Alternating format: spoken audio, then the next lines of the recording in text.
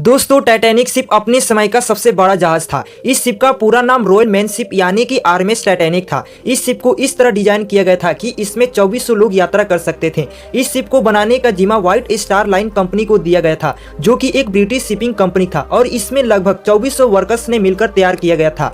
और इसे बनाने में 10 मजदूरों की जान भी चली गई थी और 40 वर्कर्स गंभीर रूप से घायल हुए थे। उस वक्त इस शिप को बनाने में लगभग 48 करोड़ रुपये का खर्चा आया था, जो कि उस समय के हिसाब से काफी महंगा था। दोस्तों, यह जहाज 10 मंजिला जहाज था। यह शिप अपने आप में अल्टरनाटिक में बसा एक छोटी सी शहर की तरह लगता था। इसकी सबसे खास बात यह भी थी कि यह दुनिया का सबसे तेज चलने वाली जहाज था, और जो इसमें सीटी लगी थी उसे 15 किलोमीटर दूरी तक सुना जा सकता था। और इस शिप को बनाने वाले कंपनी का यह भी दावा था कि यह कभी भी ना डूबने वाली जहाज है। लेकिन किसको पता था कि टाइटैनिक जैसा जहाज, विशाल जहाज, कभी पानी में डूब सकता था। ऐसे में यह सवाल सभी के मन में आया होगा कि आखिर उस रात क्या हुआ था कि दुनिया का सबसे बड़ा और मजबूत जहाज समुद्र में डूब गया। आइए जानते हैं आज के एपिसोड में। दोस्तों, टाइटैनिक को बनने में 3 साल का समय लगा था, और टाइटैनिक को बनाने में उस समय सबसे महंगा एडवांस टेक्नोलॉजी का इस्तेमाल किया गया था। 1 अप्रैल 1912 को टाइटैनिक शिप समुद्र में एक्सपेरिमेंट के लिए छोड़ दिया गया, जिसके बाद टाइटैनिक ने अपने एक्सपेरिमेंट में बेलफास्ट से अफ्रेश तक समुद्र में 150 किलोमीटर स्पीड से सफर तय किया। उस वक्त शिप में कंपनी के बड़े बड़े कई अधिकारी मौजूद थे, जिसके बाद उसी दिन शाम को टाइटैनिक बेलफास्ट से वापस लौट आया और एक्सपेरिमेंट को सक्सेसफुल माना गया। मैं आपको यह भी बता दूं कि एक्सपेरिमेंट सक्सेसफुल हो जाने के बाद 2 अप्रैल 1912 को टाइटैनिक को यात्रा के लिए ऑफिशियल लॉन्च किया, और उसी के साथ टाइटैनिक ने इतिहास के पन्ने में अपना नाम दर्ज कर लिया। टाइटैनिक तो अपने पहले यात्रा से ज्यादा पॉपुलर हो गया था, क्योंकि उस समय टाइटैनिक का मुकाबला करने वाला कोई भी जहाज नहीं था। टाइटैनिक में ए क्लास, बी क्लास और सी क्लास के रूम भी मौजूद थे। यात्रा करने के लिए फर्स्ट क्लास का टिकट 2,70,000, सेकेंड क्लास का टिकट 1 लाख और थर्ड क्लास का 20,000 था। इसके अलावा टाइटैनिक में यात्रियों को सुविधा के लिए सारा ख्याल रखा गया था। जी हाँ, इसके अंदर एक swimming pool, yoga room, entertainment के लिए गेम्स भी मौजूद थे। इसमें नहाने के लिए एक बाथरूम भी था, जो कि काफी लग्जरी था। इसमें सबसे ज्यादा एडवांस इलेक्ट्रिसिटी भी लगाया गया था। और इतना ही नहीं दोस्तों, फर्स्ट क्लास और सेकेंड क्लास के लिए 2 अलग अलग लाइब्रेरी भी मौजूद था। इसके अलावा टाइटैनिक में फर्स्ट क्लास और सेकेंड क्लास के यात्रियों के लिए 4 लिफ्ट भी लगाई गई थी। दोस्तों, टाइटैनिक अपनी पहली यात्रा के लिए पूरी तरीके से तैयार था। इसकी पहली यात्रा इंग्लैंड के साउथहैम्पटन से लेकर अमेरिका के न्यूयॉर्क सिटी तक तय की जानी थी, और इसके कैप्टन एडवर्ड जॉन क्विथवी थे। वह दिन था 10 अप्रैल 1912 और समय था रात के 12 बजे का, जब टाइटैनिक अपने 2400 यात्रियों को लेकर रवाना हुई। और इस जहाज में कई अमीर लोग मौजूद थे, और उस समय का सबसे अमीर व्यक्ति जेकब एडवर्ड्स भी मौजूद था। दोस्तों, इस शिप में ऐसे कई लोग थे जो अपने शौक को पूरा करने के लिए ट्रिप कर रहे थे। शायद उनको मालूम नहीं था कि यह जहाज कभी वह अपने मंजिल तक पहुंच सके। अब टाइटैनिक साउथहैम्पटन से काफी आगे निकल चुका था। समुद्र में चारों तरफ तेज हवाएं चल रहे थे, जिसके कारण मौसम में ठंड भी थी। इसी समय टाइटैनिक के फर्स्ट ऑफिसर ने टाइटैनिक की स्पीड को बढ़ाने का आदेश दिया, ताकि टाइटैनिक टाइम से पहले अमेरिका पहुंचकर यात्रियों और मीडिया को हैरान कर दे।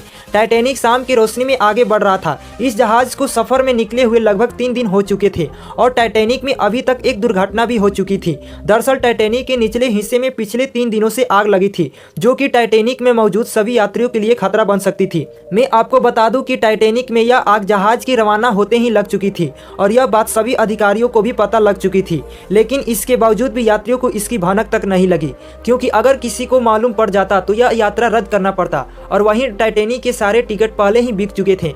ऐसे में कंपनी को भारी नुकसान उठानी पड़ती, जिसके चलते टाइटैनिक के अधिकारियों ने इसे बड़े खतरे को नजरअंदाज कर दिया।